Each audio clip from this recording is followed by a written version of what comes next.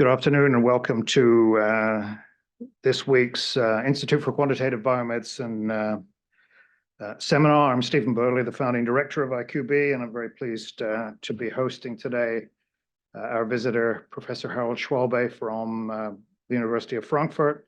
He's also the director of Instruct-ERIC, and I'll come to that in a moment. But first, a few housekeeping announcements, if you don't mind. The spring program is published here, and next week we'll be hosting Professor Tanya Kortem from UCSF. So I hope that she's a part of the Rosetta Mafia. So I hope that you'll attend. I think her talk will be similarly excellent. I want to reiterate that the RCSB Protein Data Bank is in hiring mode, and a variety of opportunities are available.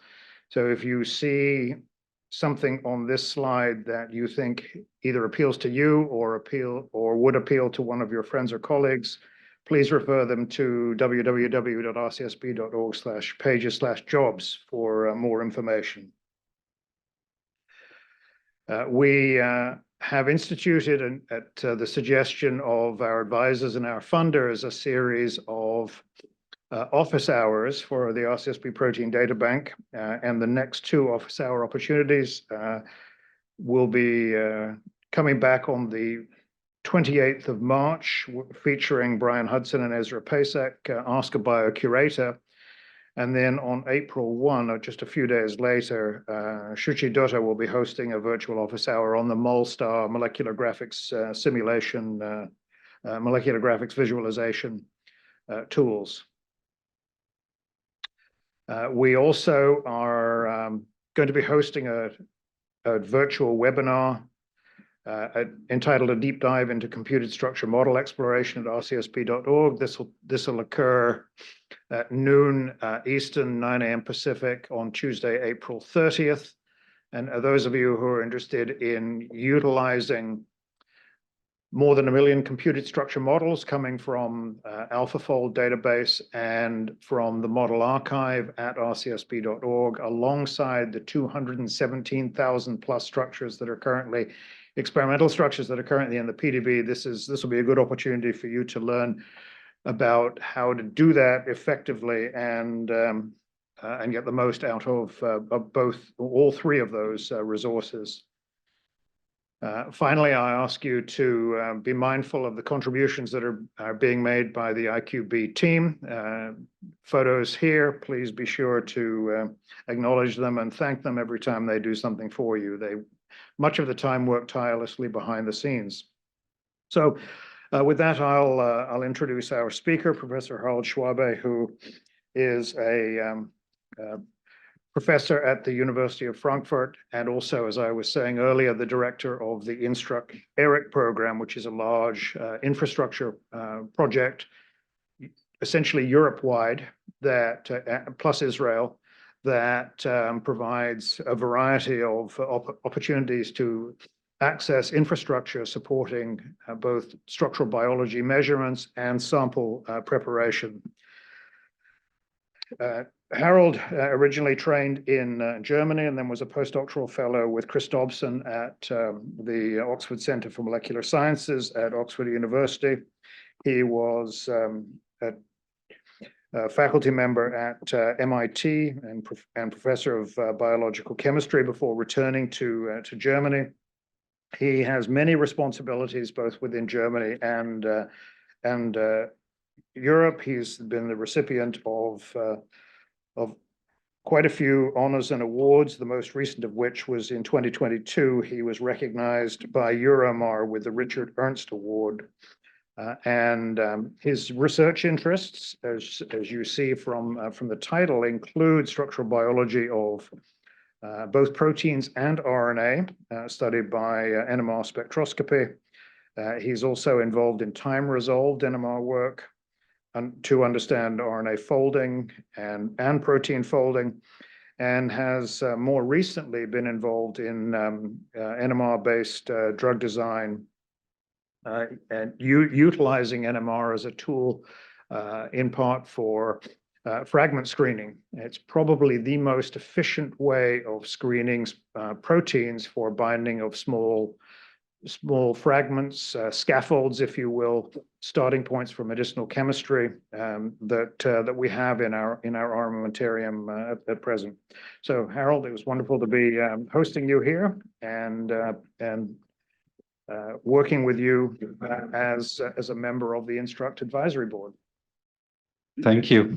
Hello. I'm very, very happy to be here. The world knows PDB, the world knows BMRB, and of course we have also deposited data from ours. I start out by talking a little bit on a sort of broader view on integrated structural biology, a little in my role as director of integrated structural biology consortia in Europe. But I'm focusing today entirely on the topic of SARS-CoV-2 related research. And then after sort of the executive view, I'm gonna go and talk about the work we have done. And I hope this forwards because currently it has not done so. Maybe I have to press button now. So here we are. What you see here is a sort of timeline between the start of the pandemic and what structural biology did. So we all know December 31st, around that, the sequences were published. We know how brave the Chinese female scientist doctor was to actually stand up and say, we have a real issue here. It took around March in Germany to take this serious. So we first thought, or including my chancellor, that this is something that happened somewhere. So the pandemic character was not appreciated. But within 5 weeks of the publication of the primary sequence, Rolf Hilgenfeld at the University of Lübeck had published the first crystal structure of the main protease, which remains for the small molecule drugs, the major drug target of SARS-CoV-2. He could do this because he had solved the structure of SARS-CoV-1 main protease, and he just had to do the mutations. And this was very rapid. And then around here, in around April, Patrick Kramer and his group have published actually the polymerase structure by cryo-EM. And then somewhat later came spikes, and spike was done at several places in the world, in China very actively, but also in Oxford very actively. And then we see here, December, 1 year after outbreak, the approval of the mRNA vaccines. And then we see here something like 1.5 years later, the FDA approval of the first drugs. So this is kind of the timeline where this happened. And my argument, I mean, I preach to the converted here, but the typical talk is that structural biology was darn fast to actually respond to the challenge that the pandemic would put on human mankind. In May 2022, we used or we searched the PDB and found that till May 2022, 2,124 3D structures of proteins, RNA, and ligands have been solved and deposited. And I now animate the emergence of the protein structures in time. And you know, there are only 27 different coded proteins. And so the first was the protease, and you see how things emerged in time. So that actually implies that we have a complete structural atlas of the 27 proteins, close to complete structural atlas of the 27 proteins that they make the virus. And of course, one of the most important of the proteins, because the vaccine is actually targeting this, is the vaccine strategy, is the spike. And very early on by X-ray and cryo-EM, we knew that there was a closed state and an open state, and within the open state, spike would interact, viral spike would interact with the human ACE2 receptor protein. My colleague in Frankfurt, Martin Beck, could also show that the same closed open pre-fusion, post-fusion conformations exist in cryo-ET. And in total, as of September 2022, we have 1,152 spike protein structures, 72% being solved by cryo-EM, 28 by X-ray, and the MER1 by NMR. And one of the things that colleagues in Oxford, but also colleagues Ray Owens in particular, but also colleagues in China did is to follow the emergence of variants of concern on the fly in order to see whether a specific vaccine strategy is likely to be still impactful in the new variant of concern. And if you look here at Omicron down here, the number of mutations have piled up so much that now for Omicron, the initial BioNTech Pfizer vaccine doesn't work anymore. So in March 2020, we set out to ask the question in Frankfurt. A experienced researcher in my group sent me an email Friday night. Shouldn't we do something against COVID? And the rumor goes that the recipient of that email answered in 7 minutes, let's talk. And so we talked over Friday, Saturday, Sunday, first in my internal group, and then with colleagues in the world, whether we should really do something by NMR, or whether we just feel self-important. We couldn't sustain the question that we couldn't do anything that was of any use for anything. I feel that was an important real question. I'm not making this up, but our colleagues also outside, including RNA researchers, said, no, if you can pull this off, then this would be actually good. And we also thought it only makes sense given the thing we could do differently, I should say, in NMR is to try to pull the entire NMR community together and coordinate that research. And this means that the 27 proteins were distributed. And the strategy, and Jeff Hoke was on my international advisory board, governance board, is not to tell you at all what you should do. But if you say, are you going to study this protein, I can rely on you that you're going to study this protein. You share the data, you share the resources. That is sort of our code of honor to be part of this consortium. So we thought the 27 proteins could be studied and the RNA could be studied if we actually coordinate this thing. So we set out to say the mission and the aim of COVID-19 is to assign NMR spectra and to determine where missing, not to compete with X-ray or cryo-EM, but determine where missing RNA protein structures of SARS-CoV-2 and conduct ligand screening campaigns for each and every of these targets. And so one of the parts is to pull out or deposit the data as we speak. And so we set up a web page where, for example, here are the data for this protein, the macro domain. You can download the raw data, you get the assignments, and you get here the ligands that bind this macro domain. You can download the raw data, you can view the spectra. And this is still, the translation of such things is still discussed. That's also why we're going to meet, and we had a meeting already now, an hour ago, on these kind of things. But, you know, that was very nice. Now, one of the things we did first is to dissect the 29th nucleotide large RNA genome into the conserved elements of this genome. And you have something like 600 nucleotides at the 5' site, which is called 5' genomic end, that form these structures, these stem loop structures. And you have the 3' untranslated region. And in the middle of the coding region, you have a pseudo-knot and an attenuator, both of which constitute the frame shifting element of this virus.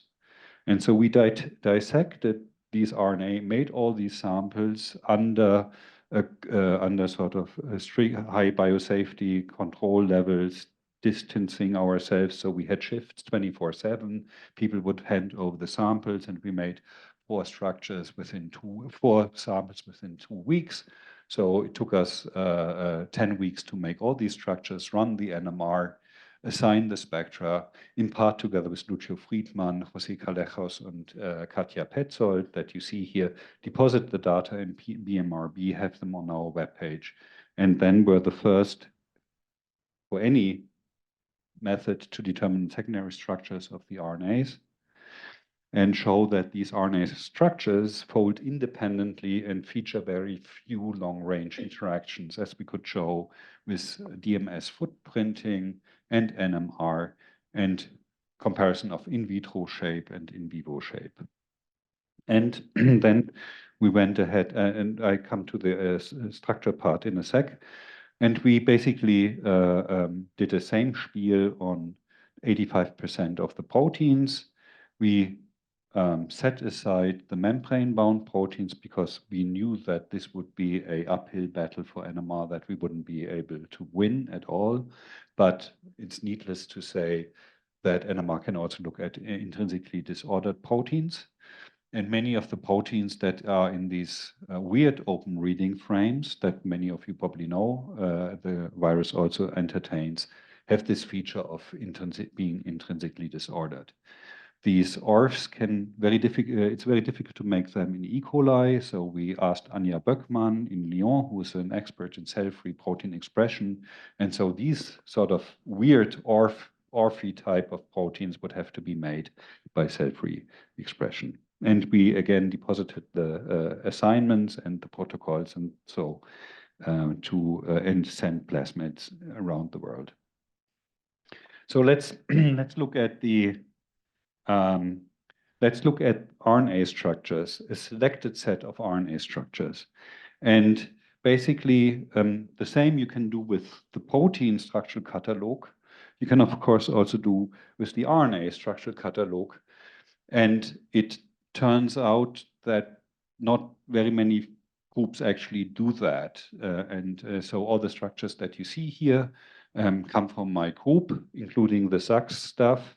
And we have been issued with this PDB code here yesterday. So, let's pray to the gods that nucleic acids research will accept our resubmission.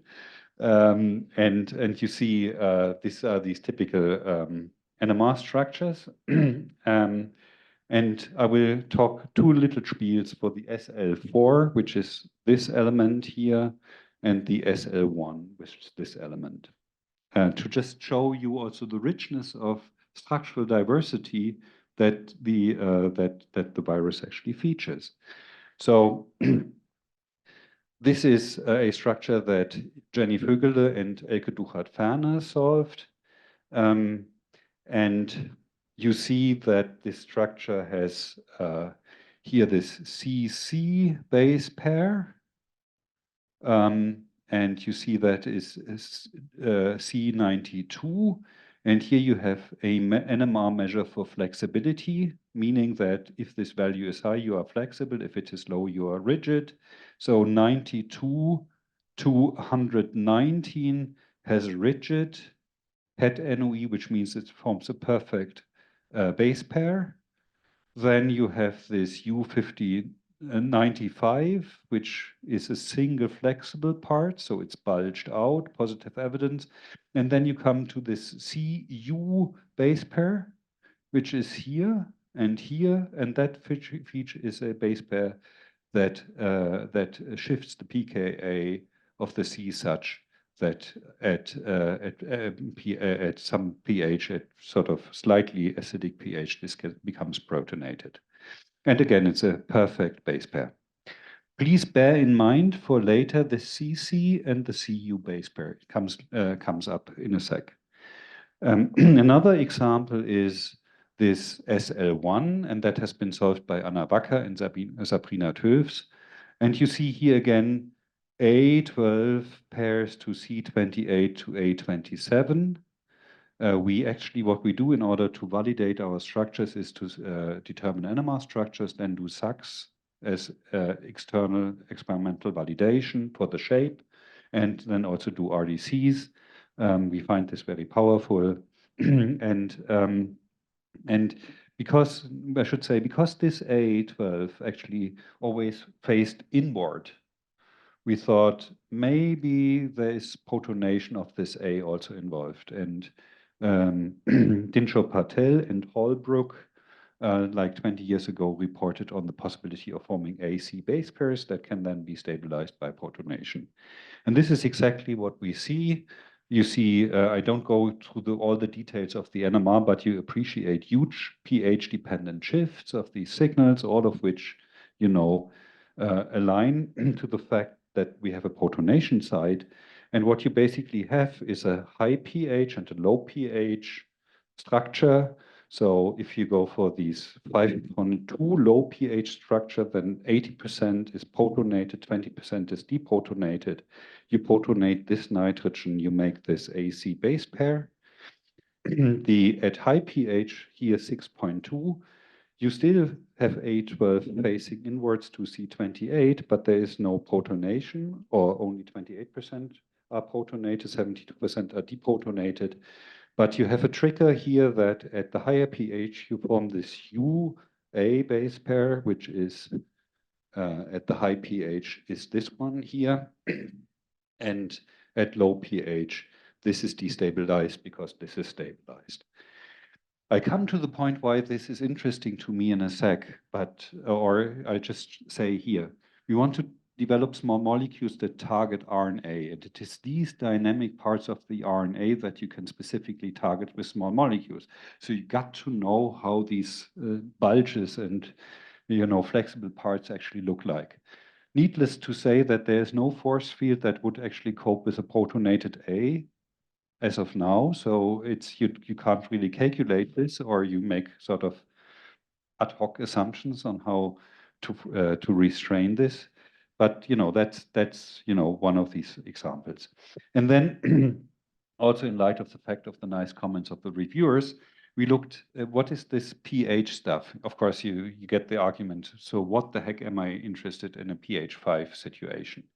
And so Qi Shang and Edgar Faison had a nice paper on looking at the differential chemical probing, DMS, dimethyl sulfate, chemical probing reactivity at 2 pHs. So the pH effect on the effectivity of chemical probing. And you see that the entire 5' UTR is a sponge for protons. So, you know, you can protonate all sides. You have here the C that I was just talking about, comes up here. And then this C, you remember I said, please remember this. This is also reactive, while this upper protonated C is not reactive. So you have specific sites that are being protonated in this range between pH 5 and 8. And, you know, there's great consistency between the NMR and this chemical probing. Now, let's go to this sort of second part. I'm looking at my time, how I am doing in time. I think I'm still fine.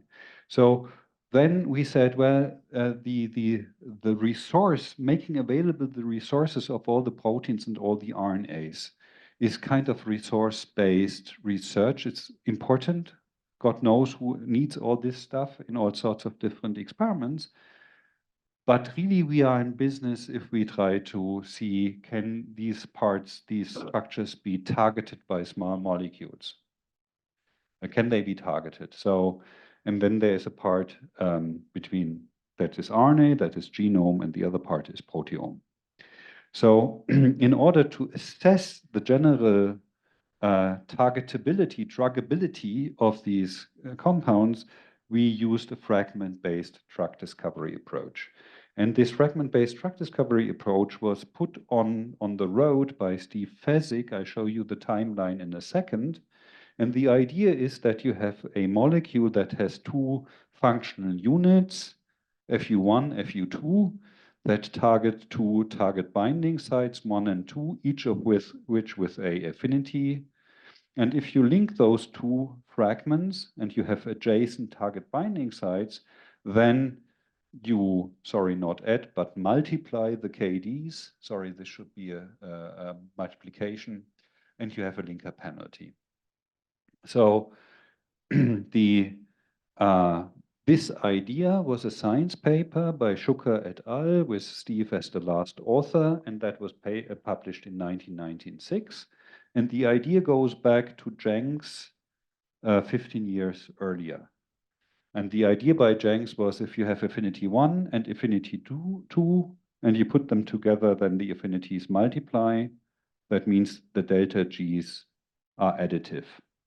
So that means you have 1 millimolar here, 1 millimolar here, you go 1 micromolar if you subtract the linker entropy penalty.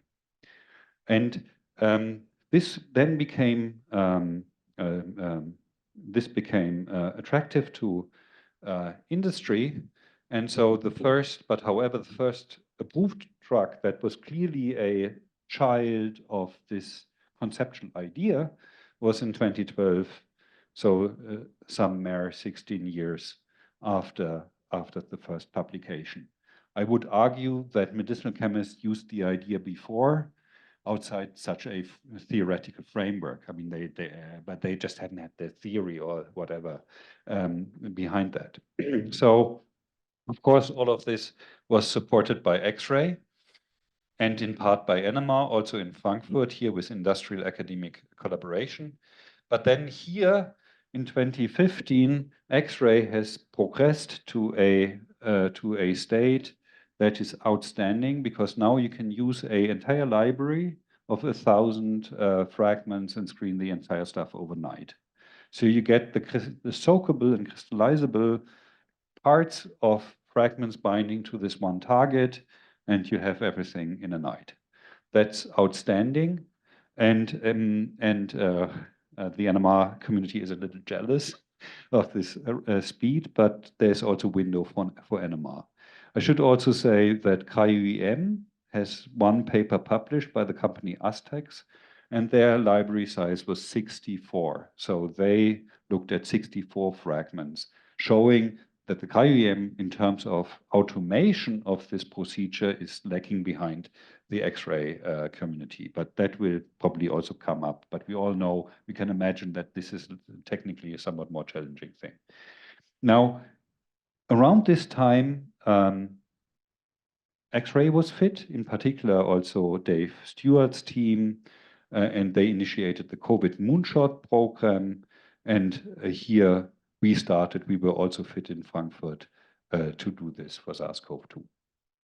We used the same fragment library, the folks in Oxford and us, the same DSI poised library, in order to generate data sets that would either be screened by X-ray or by NMR.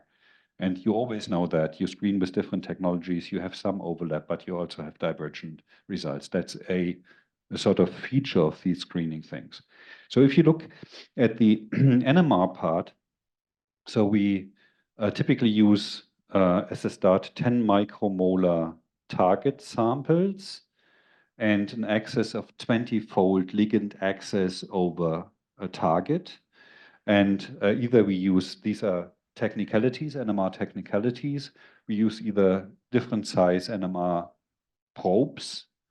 So we can either use 180 microliter probe, then 3 millimeter probe, then we need 180 microliters of sample, or a smaller probe, then it goes down to 30 microliters. I'm saying this is, it doesn't need to be labeled protein, doesn't need to be labeled RNA to conduct the screening. So you really, in terms of X-ray, you're really in business, because this is not a lot of sample that you need here. And then we have different libraries. Bring your own library, or we have the DSI poised library, which at the start of SARS-CoV-19 project, we purchased from the company Specs. The company Specs has this on stock. Jeff has just bought one, or is in the process or so. Others have bought that, because it's my true belief, a library that is not academically available to the world is a library that is not so much, this is also part of what needs to become available.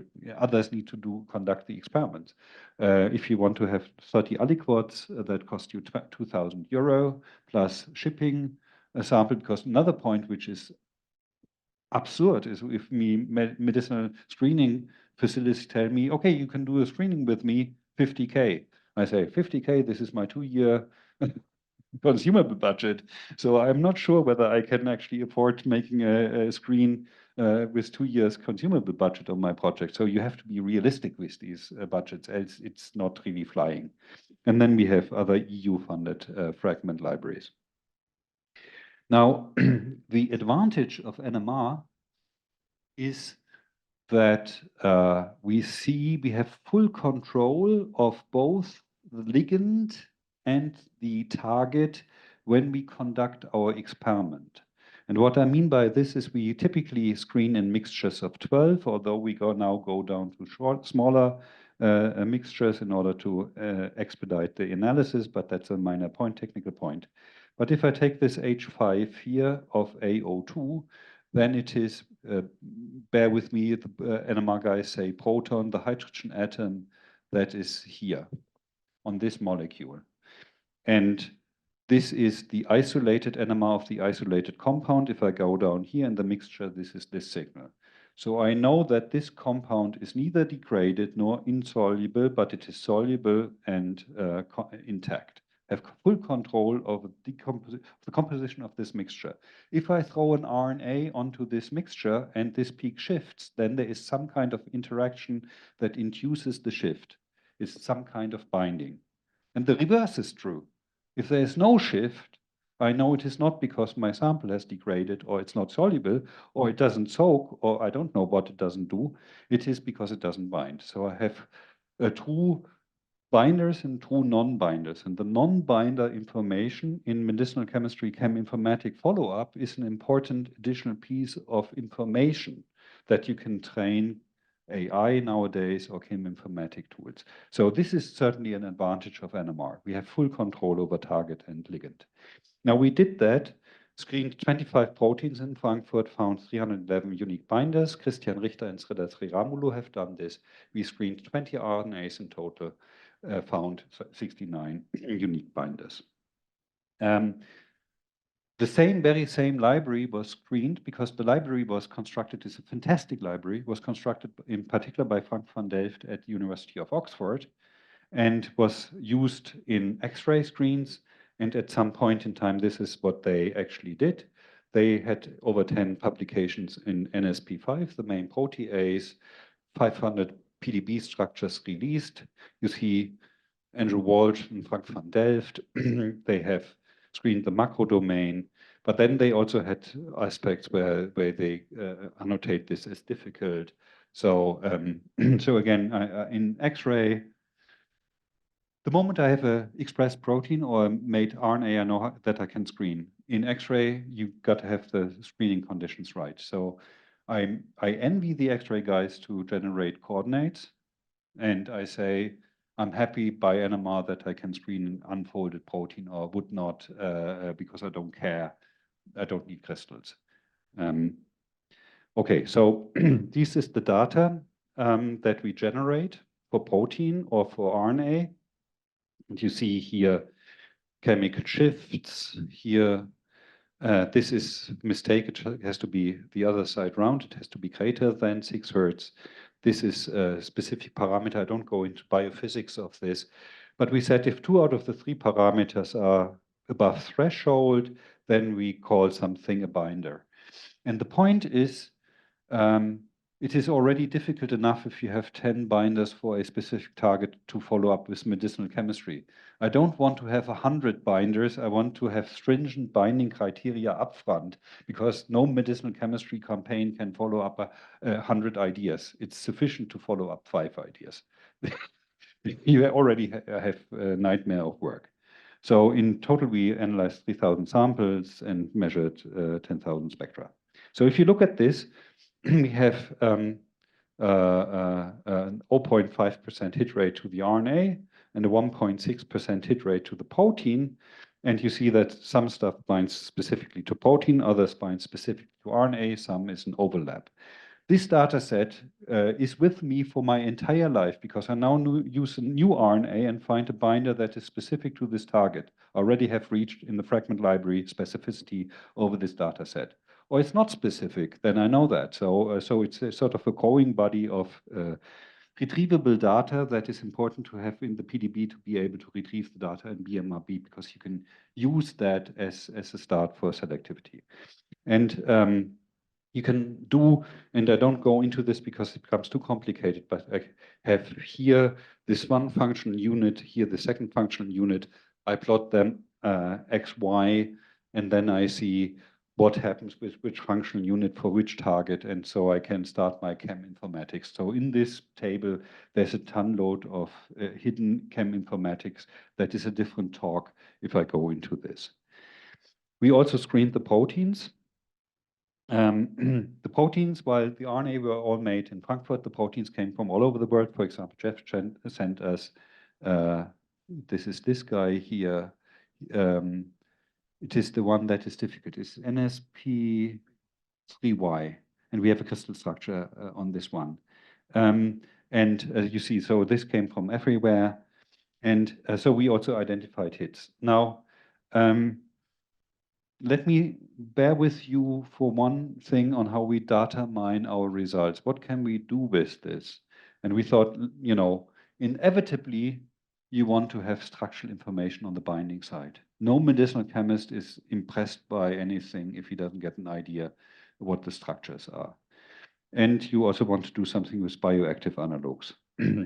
So what we did is we use a method which is called FT-map, that uses these small chemical probes like ethane or benzene or phenyl or something like that, and then screens the surfaces of crystal structures or structures and see where do these small probes bind.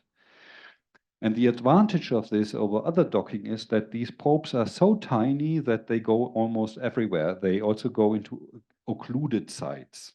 And then so when you do this and you find this pocket here, pocket here, pocket here, that is being populated by these 16 chemical probes. And then you look at your fragment, and this happens to be the moonshot fragment start hit, which has a start binding affinity of 463 micromolar to NSP5. And you see this contains quite apparently urea, it contains a methylamine, it contains a benzene ring. And then you dock these poses from the docking with the crystal structure, or you would say this is where the moonshot structure should bind. And then for this data set, we have complete convergence between NMR X-ray and this docking. And then you can look at all the 25 deposited structures for NSP5 for there. And you see how the fragments actually populate, how they are being predicted by FT-map and how they actually populate the binding sites. And you also see you have typically these fragments cover 2 of the 4 binding sites for the protease. And you know, if you go at Paxlovid, that is something that then covers all the 4 binding sites. But I would argue medchem guys know how to develop a protease inhibitor. There's so much work out there that developing a protease inhibitor is something that the medicinal chemists can do very actively. And of course, they are being helped by structural data. And we did this over the ones where the crystal structures are available and deposited this as our proposals. Now, there's another point, and I have to run because I still want to tell you about RNA, but I'm still kind of good. So another point that we wanted to do is, this is a other NSP5 binder with this name. And let's look at the bioactive analog deposition of PubChem or Chem-EMBL. Chem-EMBL has 37K activities. And now you can now compare the deposits in the assay databases with the compound that you have found to bind to NSP and see the chemical similarity. There are different scores. We used the Tanimoto similarity score. you see this guy has one chlorine here more, and an NH2 group more, and a methyl group more. And that has a Tanimoto score from 1 to 0 of 0.65. Now we can set the Tanimoto score anywhere and ask the database, pull us out those compounds with that 0.7 Tanimoto score in the databases that are similar to my guy that binds my target. And so we get this one, and this is known in the database to bind to some nuclear hormone factor. And by and large, has been shown to be active against SARS-CoV-2. And now with this data, you can decide, this is a hit for my medical medchem campaign, or it's not a hit for my medchem campaign, depending on your criteria to start these kind of things. This is publicly available. We work together with Phil Cribben at Fraunhofer in such a knowledge tree. So this is automatically annotated and gives you sort of this interacting network. Where does this compound bind in what is available in the databases? Okay. But now let's target SARS-CoV-2's RNA. And when you start this, then the question is, which of these 15 elements do I want to target? And so we know that specific compounds bind my 5-SL1, the 5-SL4. We know that it binds here in the bulgy part that I showed you, the pH-sensitive part. Here it's also a bulgy part where it binds. You see here 2 binding sites. But then you have to ask a biological question. What is a possible validated target to sRNA? And the pseudo-NOD, the frame-shifting element, has been reported also even in SARS-CoV-1 as a validated target. And you probably know, I didn't know before I did virus research, but I know since HIV 1 and 2 that these viruses utilize their genome twice or thrice. So there is a frame-shifting element, and depending on ribosome stalling or continuation of translation, you either make in the non-structural protein the 11 first proteins, or you go all the way and you make up 15 proteins up to NSP16. And that is, as you see there, the typical stuff is that 75% of your translation stops at only the short polypeptide chain, and 25% makes the long polypeptide chain. And this is a very fragile balance for the virus to be 75-25. You need the 75. Here you encode everything that hijacks the immune response of the cell. Here you make also the discontinuous transcription stuff, which is there for the structural proteins. But you need the structural proteins only at day 5 of the virus. You don't need that at day 1. So you accumulate this only later. So anyway, it was known that a dirty drug, merafloxacin, it's not a drug, don't use it, even if you're COVID, don't use it. But you see that this frame shift is actually affected by merafloxacin. So you knew if you target the pseudo-NOD that was known from SARS-CoV-1, that you can mess up with viral replication, or you can change viral replication. So we focused on this pseudo-NOD, and from the campaign, we did a second screen, chem informatics, and from the second screen, we identified these 3 compounds. There was no medchem done, it was just purchased from the vendor. And this DO1, so without chemistry, just from the fragment screen, one look at the vendor's catalog, we were at an affinity of 6 micromolar for what we call DO1. And so we ran one medchem campaign on DO1, one on DO5. This turns out to be successful. This is, as of now, not really successful, not antiviral. And then we did a ton of synthesis. One of those was to change this north part. We have in total something like 70, 80 compounds. I'm not going through this. But you see, you can vary now the southern part of the compound, or you can vary the northern part, and this gives you first, second, third generation.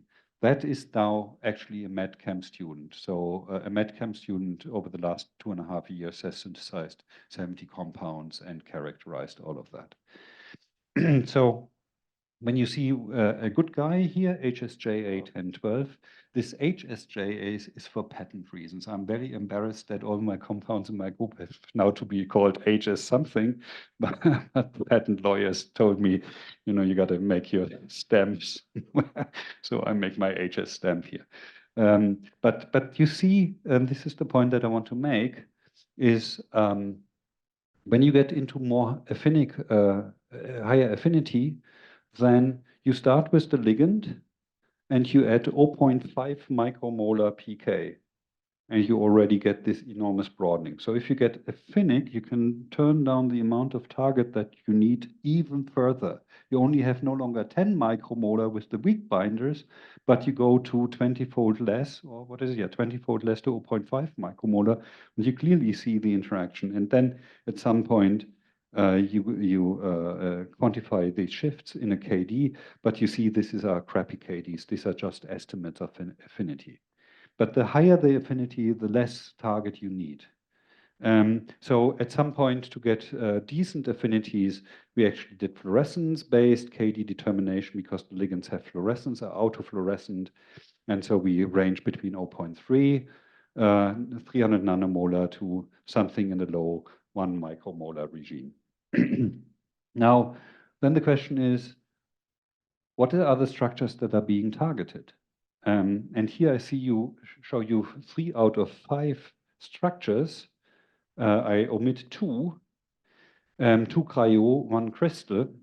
This cryo is when the pseudoknot is bound to the ribosome, solved by Nenad Bahn. This is standalone cryo. This is X-ray. X-ray put onto that part a RNA binding protein so that this stem 3 was pulled down by the RNA binding protein. It happens to be that stem 3 exactly here is the site of binding of my molecule. And the argument that I want to make is there's structural diversity, and you have one structure. That doesn't mean to say that is that structure that you actually target. So this claim that after this nobody should ever do any KUM work is also a little not quite correct. But we know that this is the binding site, and now currently we dock our molecules into this binding site. We are working hard to get an NMR structure. I'm saying this because getting the NMR structure is darn difficult for this ligand to RNA structure. But we're working on this. So we have then test for this frame shift. And this is the sort of final part here. It's an antiviral assay. I'll show you in a minute the figures for this because they're very nice. And our benchmark is remdesivir.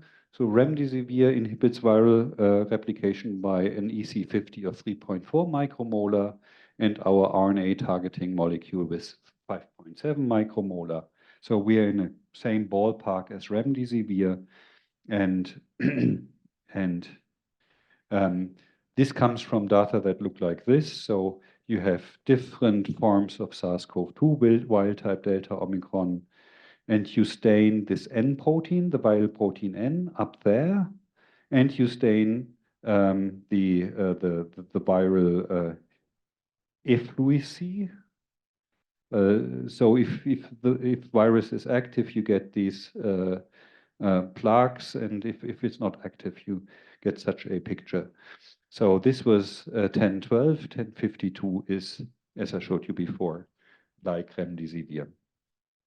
And then you have to test for off-target effects. That goes into genomics. Don't go into this, but want to wrap up. So in this NMR consortium, we screened 28 proteins. We screened 15 RNA elements. We assigned 13 RNA elements. So I would say NMR had a contribution to the RNA structure world, and NMR had a contribution to the fragment screening of SARS-CoV-2. And in last year, end of last year, we summarized this consortium work. If there's one paper that I would like to invite you to have a look at it, it's sort of my credo of the lessons learned from this strange period in our lives. I never had such a period in my life. I felt like it is like the war experience of my life, kind of. Had something like this. But there's a lot of this. How do you value team research? How do you value large consortia research? And one point that I'd like to say is maybe if I write a tenure letter on somebody at a faculty, I could ask the question, did that person ever publish something together with somebody else? Did he engage in one collaboration during his tenure? And if not, I wouldn't think that is not quite appropriate these days anymore. Because I'm saying this because often the reverse is true. This paper is not worth anything because it's a collaboration. We don't really know what were your contributions. And I say, well, that's the problem of the one that looks at the paper, not to know what the contributions are. I can tell you the contribution of each and one of the authors by heart, and also even can tell you my contribution and what I didn't do. So I think we have to kind of value group work, teamwork. The physicists do this all the time. And we don't do this so much, but so much more comes out if we work together. I like to acknowledge number of people, number of funding agencies, and I thank you for your attention.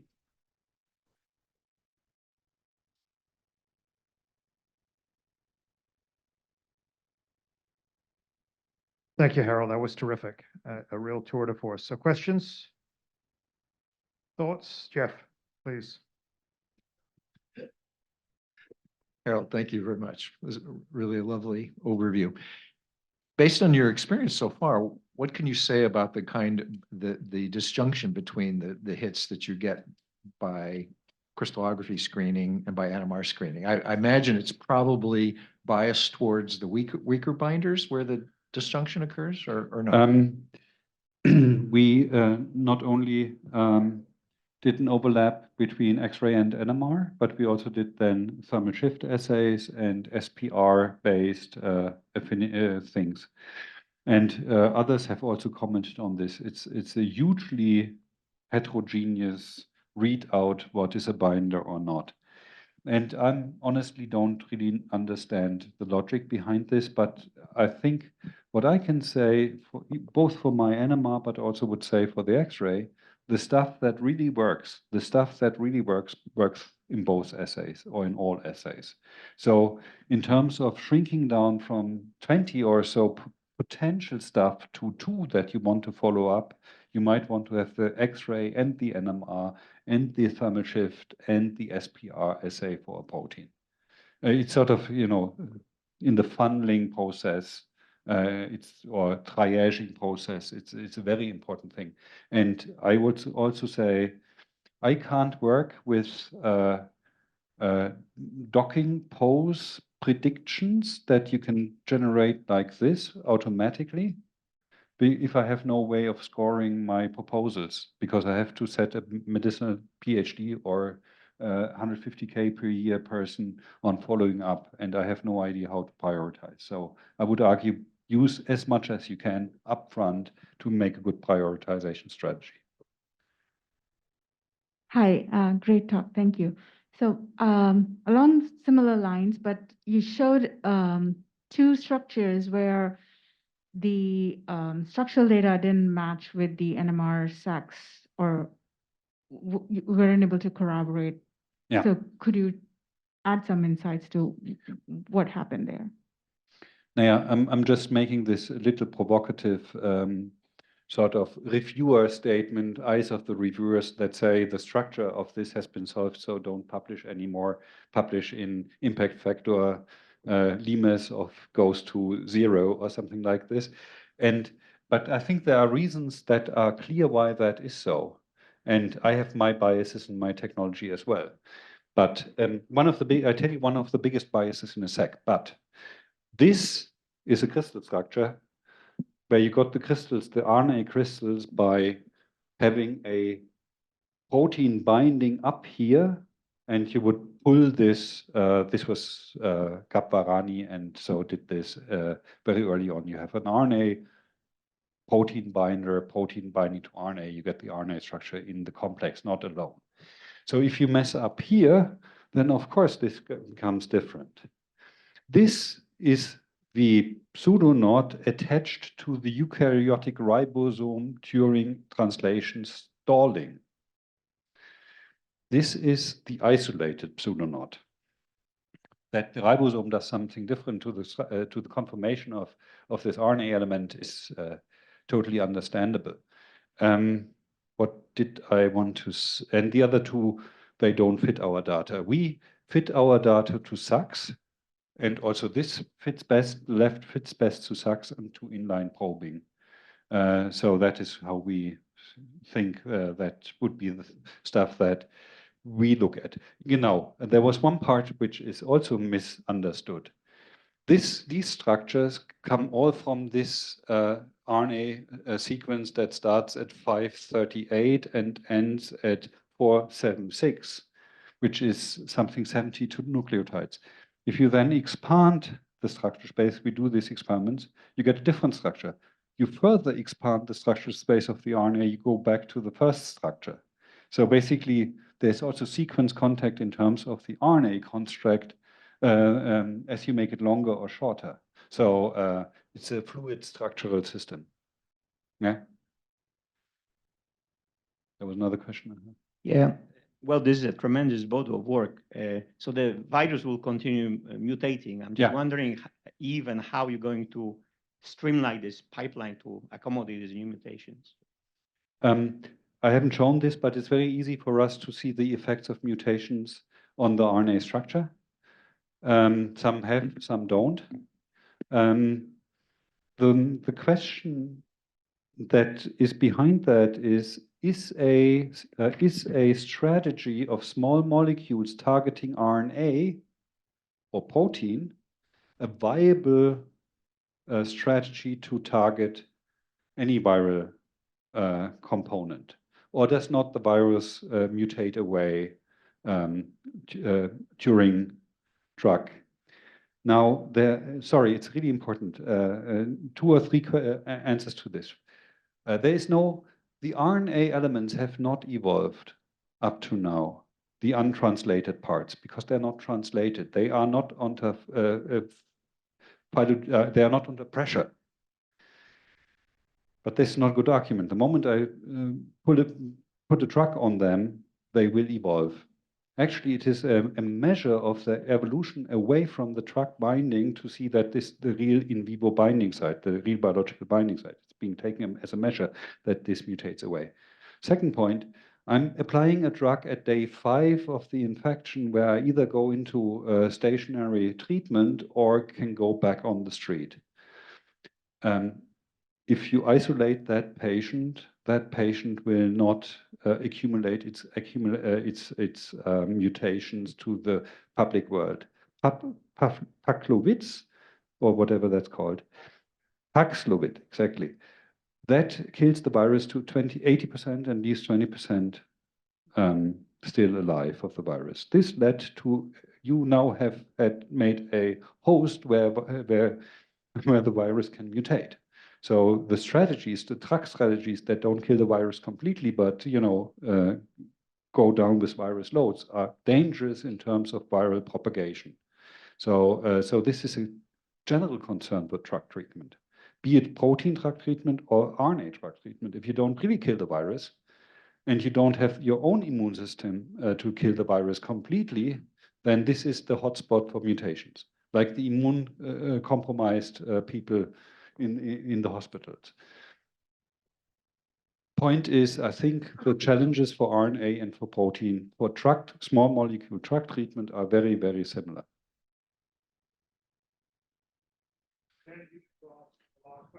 All right, thank you. I'm wondering if you could, first of all, thank you for a very nice talk. I was wondering if you could comment on small molecules that target intrinsically disordered proteins. In particular, I'm thinking about the nucleocapsid, the N protein, And if you could further comment on how phosphorylation might change the ability of small molecules to bind. This protein is highly phosphorylated in the central intrinsically disordered linker region. So with the RNAs, we have followed up. With the proteins, we have not so much followed up. We thought that our collaborators that would provide us with and Jeff has done so, that provided the proteins would follow up. For I'm not yet convinced for targeting IDP. As a drug target, I'm not so convinced. I am more convinced of targeting the low complexity RNA that codes for the low complexity IDP, because low complexity RNA is by definition not necessarily unstructured, while the IDP seems to be always unstructured. The phosphorylation will have a tremendous effect. And phosphorylation is also vital to the life cycle of the virus. And there's a ton load of other drugs, as you may or may not know, that actually target the modification machinery, be it the viral modification machinery or the host modification machinery. So methylation for RNA, for example, is vital for virus. And so there are things that target the methylation enzymes, either being them viral enzymes or host enzymes to kill the virus. So there's sort of a lot of enzymology that goes on, and phosphorylation is a trigger for change viral life cycle. Now I have to go into the lytic phase. This comes by the typical stuff, phosphorylation up and down. In particular, I can't follow up now in detail for N protein or something like this. We've done the experiment, but I don't know them off the back of my head. Thank you very much, Harald. That was terrific. Let's thank Harald once again. And we had a good number of people online as well, who you didn't see. The IQB students will meet as usual in room 306 for a free lunch.